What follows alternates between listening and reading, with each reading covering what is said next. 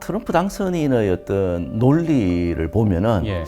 한편으로는 이게 과연 이성적으로 가능할까 네. 하는 이런 이야기가 나오는 게 네. 지금 현재 글로벌 경제가 자유무역 질서를 기반으로 동반 성장을 추구하고 있는 이 상황에서 미국이 전통적인 무역 장벽을 세우는 관세 이야기를 꺼낸다는 것은 어떻게 보면은 시대에 좀 역행하는 그런 키워드가 될 수도 있거든요. 그런데 그동안의 여러 가지 연설 과정에서 이 관세 이야기를 놓치지 않고 계속하는 것을 보면은 앞으로 어떤 형태로든 이 부분에 대한 정책이 나오기는 하겠지만 이게 과연 실효성이 있을까? 미국 제조업의 르네상스가 예. 그대로 유지시킬 수 있을까라는 데 대해서는 아직까지는 조금 지켜봐야 되는 상황이 아닌가 그런 생각을 하고 있습니다. 네, 안녕하세요. 통상TV 구독자 여러분. 네, 이번에 진행을 맡게 된 박정훈입니다. 자, 오늘 커버 스토리 주제는요. 트럼프 2기에 따른 통상 환경 전망입니다. 오늘 이 분야에 대해서 가장 잘 또 설명해 주실 조상현 한국무역협회 국제무역통상연구원장님을 모시고 관련 이야기 듣도록 하겠습니다. 자기소개 좀 부탁드리겠습니다. 네, 안녕하십니까. 한국무역협회 국제무역통상연구원장을 맡고 있는 조상현입니다. 반갑습니다. 사실상 뭐 미중 관계 또는 뭐 통상 정책 그리고 최근에 많은 내각 인사 임명들도 좀 있었고요. 그리고 기후 정책 투자 규제 여러 가지가 있는데 사실 저희가 이제 통상 TV다 보니까 이번에 통상 정책에 대해서 우리가 조금 말씀을 좀 나누고 싶습니다. 네, 원장님께서는 이번에 트럼프 2기의 통상 정책을 한마디로 또 어떻게 좀 표현하실 수 있을까요? 예, 앞서 사회자님께서 말씀하신 바처럼 그동안 트럼프 당선인이 대선 후보 연설 과정에서 중국이라든지 기후변화, 그리고 통상, 경제, 산업 정책에 대해서 다양한 어떤 주제로 여러 가지 말을 했습니다. 예. 먼저 중국과의 관계 측면에서는 디커플링이라는 키워드가 바로 이제 연결이 되고, 예. 기후변화와 관련돼서는 화석 연료로의 기환, 그리고 산업 정책에서는 미국 내에 들어와서 생산을 해야 혜택을 주겠다는 온쇼링 정책. 예. 그리고 오늘 논의할 주제는 통상 분야에 있어서는 상호주의 관세, 보편 관세를 비롯한 관세 정책이 가장 첫 번째로 좀 떠오르는 키워드입니다. 예. 이를 통해 바라봤을 때 지금 현재 바이든 행정부도 미국 우선주의 정책을 펴면서 IRA라든지 칩스법이라든지 관련 법 제도를 만들어 나갔지만 트럼프 신행정부가 내년에 들어서게 된다면 지금보다는 한층 더 강화된 어떤 자국 이기주의 정책을 펴면서 해외에 있는 기업들이 미국 국내에 들어와서 생산 활동을 하고 고용을 하는 경우에만 혜택을 준다는 그러한 좀 독단주의, 예. 자국 중심주의 그런 예. 경향이 한층 더 강화될 것으로 보입니다. 그러면 사실 이번에 트럼프 당선이 이제 대통령이 되면 자국 경제, 특히나 이제 자국 기업 우선주의라는 이런 키워드가 계속 나오고 있는 상황인데 이게 미국 내에 이제 제조업 활성화를 위해서 이제 지속적으로 좀 내비치고 있는 그런 어떤 정책 방향인 것 같아요. 근데 이러한 부분을 봤을 때 사실 우리가 너무나도 강력한 어떤 통상 정책을 지금 펼칠 것으로 많이 예상을 하고 있잖아요. 어떻게 보고 계세요? 기본적으로 트럼프 당선인이 대선 후보 연설 과정에서는 마가라는 구호를 통해서 마가. 보다 강력한 아메리카를 재건하겠다. 예. 그 중심에 경제 통상의 측면에서는 미국 제조업 르네상스라고 하는 미국 제조업의 부흥이 있는 거고 이를 통한 어떤 지렛대로서 관세를 활용한다는 어떤 키워드를 내놓은 게 이번 트럼프 신행정부가 들어섰을 때 우리가 좀 유념해서 지켜봐야 되는 어떤 포인트가 아닌가 그런 생각을 합니다. 지금 여러 관세 관련해서도 많이 이야기하고 나오고 있는데 사실 보편 관세를 50%까지 높여야 된다. 이런 이야기까지 지금 나오고 있어요. 트럼프 당선인의 어떤 논리를 보면은 예. 한편으로는 이게 과연 이성적으로 가능할까 네. 하는 이런 이야기가 나오는 게 네. 지금 현재 글로벌 경제가 자유무역 질서를 기반으로 동반 성장을 추구하고 있는 이 상황에서 미국이 전통적인 무역 장벽을 세우는 관세 이야기를 꺼낸다는 것은 어떻게 보면은 시대에 좀 역행하는 그런 키워드가 될 수도 있거든요. 예. 그런데 그동안의 여러 가지 연설 과정에서 이 관세 이야기를 놓치지 않고 계속하는 것을 보면은 앞으로 어떤 형태로든 이 부분에 대한 정책이 나오기는 하겠지만 이게 과연 실효성이 있을까? 미국 제조업의 르네상스가 예. 그대로 유지시킬 수 있을까라는 데 대해서는 아직까지는 조금 지켜봐야 되는 상황이 아닌가 그런 생각을 하고 있습니다. 그러니까 너무 사실 과도한 관세가 그 나라에 있어가지고 고립이 될 수도 있는 요인이 될 수 있잖아요. 예. 뭐 그런 뭐 영향도 뭐 네. 있을 수 있죠, 사실. 뭐 지난 10월 뭐 시카고에서 예, 트럼프 당선인이 말했던 것처럼 예, 관세를 10% 보편 관세도 조금 약한 것 같고 한 50%까지 올리면 미국으로 들어오는 물품이 그만큼 수입 단가가 높아지니 예, 미국에 수출하려는 기업들이 전 세계 기업들이 아예 미국 내 생산 기지를 두고 예. 그렇게 운영을 할 것이 아니냐. 실제로 뭐 관세를 많이 거둬들이는 그런 용도는 아니다라고 이제 이야기를 하는데 소비재에서부터 자본재, 중간재들 전체 어떤 생산 품목들이 다 미국의 높은 관세율 때문에 미국에 들어가서 생산할 수도 없고 설사 특정 업종, 특정 품목이 미국 시장을 공략하기 위해서 미국 현지 생산을 좀 늘리겠다, 신규 투자를 하겠다고 하더라도 트럼프 신행정부의 집권 시기는 앞으로 내년부터 4년인데 예. 새로운 어떤 대규모 투자 계획을 세우고 실제 공장을 가동하고 운영할 때까지는 최소 3년에서 5년 이상이 또 소요가 되거든요. 그렇죠. 어떻게 보면은 관세가 높아진 그 효과는 실현되지 않은 상태에서 다음 행정부로 넘어갈 수 있고요. 또 외국 기업들은 그만큼의 어떤 또 다른 부담을 지고 들어가야 되는 딜레마 상황이 처해질 수도 있다 그렇게 봅니다. 관세가 이제 어떻게 뭐 될지는 좀 더 지켜봐야 될 부분이겠지만은 이게 사실 뭐 전 세계 수입품의 10% 내지 뭐 20%의 관세라면 우리나라에 어떠한 영향이 미칠까? 정말 이게 가장 초미의 관심사거든요, 사실상. 예. 지금 현재 산술적으로 예. 우리나라의 대미 수출 실적과 보편 관세가 뭐 10%에서 20%까지 도입이 될 경우에 네네. 대외경제정책연구원이 이제 연구 보고서를 통해서 발표한 바에 따르면은 보편 관세가 10에서 20% 부과될 경우에 한국의 대미 수출액이 한 152억에서 304억 달러까지 예. 조금 순차적으로 그렇게 줄어들 것으로 보는 부정적인 견해가 있는데 이거는 지금 현재의 한국의 대미 수출액 그리고 보편 관세가 부과되는 어떤 비율을 산술적으로 그렇게 계산한 것이기 때문에 예. 이게 이제 현실적으로 나타날지는 조금 더 심층적으로 분석해 볼 필요가 있을 것으로 생각합니다. 만약에 트럼프 2기가 출범이 돼서 관세를 과하게 매겼을 경우에 과거 사실 2016년에 그 1기 때에 그 중국에 크게 관세를 매겼잖아요. 뭐 세탁기부터 매기기 시작했고 가전제품부터. 근데 그때 당시에 여러 통계 자료로 인해서 지금 2기를 또 전망을 하고 있다 보니까 여러 이제 피해액 자체가 그래도 좀 구체적으로 좀 나오고 있는 상황이죠, 지금.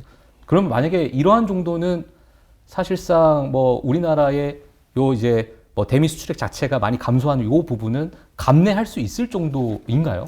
어떻게 생각하세요? 보편 관세라는 개념이 예. 국가를 불문하고 예. 미국의 수입 관세를 통으로 한 단계 허들을 높이겠다는 거기 때문에 그렇죠. 예. 한국만 피해를 보는 것은 아니라는 거죠. 한국만 피해를 보는 것이 아니고 다른 국가들도 다 동조화되는 그런 모습을 보이기 때문에 예.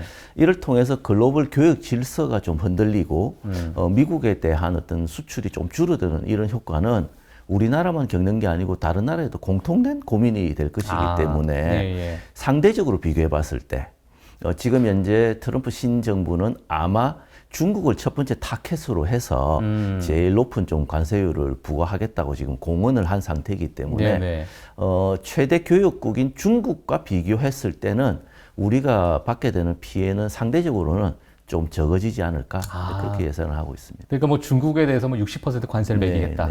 우리나라는 10% 20%면은 뭐 상대적으로 좀 양호하다. 뭐 이렇게 우리가 이제 받아들이고 있는 상황이네요. 네, 트럼프 당선인도 뼈에 사무친 비즈니스맨이기 때문에 지난번 집권 시기에서도 중국을 강하게 압박하면서 뒤에 또 협상을 통해서 순차적으로 좀 낮춰주는 이제 그런 정책을 절묘하게 사용을 해왔기 때문에 내년에 어떤 일이 구체적으로 일어날지는 예단하기는 어렵지만 이러한 것들도 일단은 선거 과정에서의 어떤 구호성 멘트다. 실제로 그 정책의 타당성이라든지 미국의 어떤 소비자 물가에 미치는 효과라든지 또 미국 국민들이 받게 되는 전체적인 후생 등등을 감안했을 때 지금 현재 밝힌 것보다는 조금 더 신중한 모드로 하나씩 좀 전개해 나가지 않을까. 네. 그렇지만 어떠한 방식으로 전개가 되더라도 지금 현재 바이든 행정부의 어떤 정책 제도보다는 불확실성이 높아지고 높아졌죠. 불투명성이 강화되는 것은 예. 자명하다 이렇게 보고 있습니다. 자, 그러면 사실 트럼프 당선인이 모든 수입품에 뭐 10%, 20% 관세를 부과하는 보편 관세. 또 근데 한켠에서 가장 관심이 있는 게 뭐냐면 너희들도 우리한테 관세를 네. 매겨? 우리도 너희한테 관세를 똑같이 매길게. 이게 상호 관세. 네. 이 얘기가 정말 많이 나오고 있어요. 이거 어떻게 봐야 됩니까? 트럼프 당선인 때문에 무역학 언론의 교재 내용이 바뀌어야 될지도 아, 모르겠는데 그래요? 이 지금 현재의 어떤 WTO 룰에 네. 어떤 무역 구제 제도라는 제도가 있어서 예. 특정 품목이 뭐 덤핑으로 들어온다거나 보조금을 받거나 이러면은 상계 관세를 부과하고 그렇게 조사하는 그런 제도가 있는데 직접적으로 직설적으로 상호 관세라는 어떤 제도를 도입하겠다고 한 것은 예. 특정 국가에 대해서 우리 두 나라 양국 간의 특정 품목에 대한 관세율 차이가 나니 그만큼 맞추겠다는 어떤 그런 논리이기 때문에 어떻게 보면은 글로벌 교역 질서하고는 좀 동떨어지게 예. 특정 국가에 대해서 손목 비틀기를 하겠다. 근데 아. 그걸 공언한 거나 마찬가지거든요. 예. 근데 과연 이게 얼마만큼 실효성이 있을지 또 실제로 실현된 가능성이 있을지는 보편 관세보다는 조금 더 낮은 확률로 저는 그 가능성을 보고 있습니다. 아, 낮은 확률로 예. 보고 계세요. 사실 뭐 상호 관세가 되면은 뭐 저는 이제 한켠에서 좀 궁금한 것도 지금의 이제 달러가 엄청나게 강한 상태에서 상호 관세가 되면은 일부러 달러를 좀 가치를 좀 낮춰서 네. 예, 뭐 관세를 더 크게 뭐 부과하려고 하는 네. 뭐 그러한 부분도 많이 있을 것 같긴 한데 알겠습니다. 일단은 뭐 이기에 대해서 한번 저희가 또 지켜봐야 되는 부분일 네, 것 같고요. 미국을 보게 되면 지금 가장 세금에 대해서 이야기들이 많이 나오고 있는데 한편에서는 여러 이제 통상적인 그런 정책에서는 관세를 많이 부과하겠다 이런 이야기가 있고 하지만 미국 내에서는 또 법인세를 인하하겠다라는 이야기가 있다 보니까 여러 세수적인 측면을 좀 메꾸겠다. 자, 이렇게 좀 이야기가 나오고 있어요. 그런 기조는 계속 유지가 될 것으로 좀 보이십니까? 트럼프 당선인이 비즈니스맨이기 때문에 예. 기본적으로 이번 대선 유세 과정에서도 국내의 정책에 대해서는 공화당뿐만 아니라 민주당 계열의 어떤 분석가들도 예. 이전 집권 일기 시절의 정책보다는 상당히 좀 선진화되고 세련화된 모습을 보였다. 이런 것들이 미국 유권자들을 좀 움직인 게 아니냐 이런 분석이 나오는데 지난번 집권 1기 때도 법인세 규모를 2017년에 35%에서 21%로 큰 폭으로 내렸고 네네. 지금 현재의 21%를 앞으로 15%까지 낮추어서 미국 내에서 활동하는 기업들에게는 어떤 혜택을 주겠다는 친기업 정책을 예. 펴겠다는 걸 공언한 상태이기 때문에 뭐 보편관세의 도입이라든지 또 여러 가지 뭐 세액 공제를 비롯한 보조금 혜택이 좀 줄어들더라도 현지에 투자 진출해서 운영을 실제로 하고 있는 기업 같은 경우에는 예. 100%다 상쇄시키지는 못하지만 예. 지금보다 무역 장벽이 높아져서 입게 되는 손해의 일정 부분을 네. 법인세 인하를 통해서 좀 경감할 수 있는 그러한 어떤 페이버도 좀 있다. 그렇게 예. 저희들은 분석하고 있습니다. 네, 알겠습니다. 일단은 저는 한켠에 좀 생각 드는 게 사실 대외 경제 상황을 봤을 때 관세를 높여서 일부 법인세 인하를 좀 메꾸겠다 이렇게 이야기를 했는데 대외 경제 상황이 많이 바뀔 수가 있잖아요. 그렇죠. 그러니까 이제 그런 부분에서 만약에 뭐 많은 뭐 세수 결손이 좀 일어날 수도 네, 있는 네. 상황이기도 하고 불확실성이 있으니까 네, 네. 뭐 이런 부분을 또 어떻게 뭐 계획을 하고 있나 저는 뭐 한켠에 그런 생각도 좀 들기도 하는데 그러니까 기본적으로 예. 지금 트럼프 당선인이 내세운 어떤 여러 가지 공약들, 예. 대표적으로 방금 말씀하신 법인세 인하라든지 상호관세, 보편관세의 도입이 어떻게 보면 좀 상충되는 측면이 있거든요. 그러니까요. 네. 예. 그걸 통해서 무역 분야의 장벽을 쌓고, 그죠? 수입이 그만큼 더 줄어들면 미국의 수입 관세 세수도 줄어들 테고. 네. 네. 그러면 또 재정 적자는 또 더 그렇죠. 늘어날 수가 있고. 예. 이런 전반적인 경제 현상의 어떤 순환고리, 예. 순환고리를 좀 제대로 파악하고 이런 공약을 내놓았는지 실제로 조금 더 돋보이기 위해서 예. 어필하기 위해서 예. 이러한 정책들을 내놨는지는 내년에 신정부 출범 이후에 본격적으로 이제 정책을 하나씩 실현해 나가는 과정에서 좀 검증 작업이 이루어질 수 있을 것 같습니다. 네. 그럼 우리나라도 네. 뭐 아까 앞서 말씀드린 상호 관세 이런 것들을 뭐 적용할 가능성이 좀 큰가요? 뭐 어떻게 아니요, 보세요? 저는 그렇게 보지는 않습니다. 보고 기본적으로 있어요. 예. 한국과 미국은 FTA를 체결했고 예. 대부분의 공산품이 양국 모두 수입 관세가 제로인 상태입니다. 말 그대로 자유무역이 그렇죠. 실현되면서 예. 양국의 어떤 경제 관계가 과거에는 정치 군사적인 동맹에서 이제는 실질적인 경제 동맹의 관계까지 예. 한 단계 더 업그레이드 되고 있고 지금처럼 한미 경제 관계가 좋을 때는 없었다고 말씀드릴 수 있을 정도로 네. 프렌들리한 어떤 관계가 계속 유지되고 있는데 뜬금없이 그죠? 뭐 상호 관세 아니 우리가 뭐 차별하는 게 있어야 뭐 관세를 얻어 맞을 건데 예. 상호 관세는 말도 안 되는 거고 예. 만약에 보편 관세를 도입한다? 그럼 전 세계 국가들 대상으로 도입하는 거기 때문에 예. 그거는 앞서 말씀드렸듯이 우리가 받는 피해는 좀 상대국과 비교했을 때 어느 정도인지 그런 것들도 한번 점검을 해봐야 되지 않을까 예. 생각됩니다. 제가 이제 최근에 여러 트럼프 2기 어떤 워딩을 좀 보면 한국을 현금 일축이라고 그랬어요.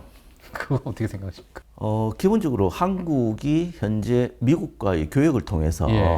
무역 흑자를 거두고 있는 건 사실인데 예. 그 내용을 이제 자세히 뜯어보면은 앞서 말씀드린 것처럼 한미 경제 관계가 그만큼 공고해진 결과로 우리의 어떤 무역 수지 흑자가 나오는 거다. 근데 기본적으로 미국이 제조업 르네상스를 하겠다는 기치를 내걸고 네. 뭐 제조업 부흥을 외치면서 여러 가지 생산 공정을 뭐 강화하고 예. 하는 와중에 또 외국인 투자 유치를 통해서 반도체라든지 자동차라든지 그런 품목들의 미국 현지 생산을 유도하고 이러한 정책들을 하면서 우리 기업들이 미국에 대해서 대규모의 어떤 투자를 실행하거나 앞으로도 이제 계획을 하고 있는 상황에서 예. 최근의 한미 간의 어떤 교육 구조를 보면은 1차적으로 미국 제조업의 경기가 살아나면서 우리 한국이 강점을 가지고 있는 중간재가 미국 기업으로 많이 들어가고 있고 또 한국 기업의 투자가 확대되면서 예. 장비라든지 설비라든지 이런 것들이 많이 들어가고 있는 것을 볼 때 네. 기본적으로 현금 일중기라는 말은 겉으로 나타나는 표면만 보고 찌르는 식으로 트럼프 당선인이 말씀을 하신 거고 네. 그 실제 속 내용을 인수분해해 보면 네. 미국의 제조업 부흥을 하는 데 있어서 가장 크게 기여하고 있는 파트너가 한국이라는 거죠.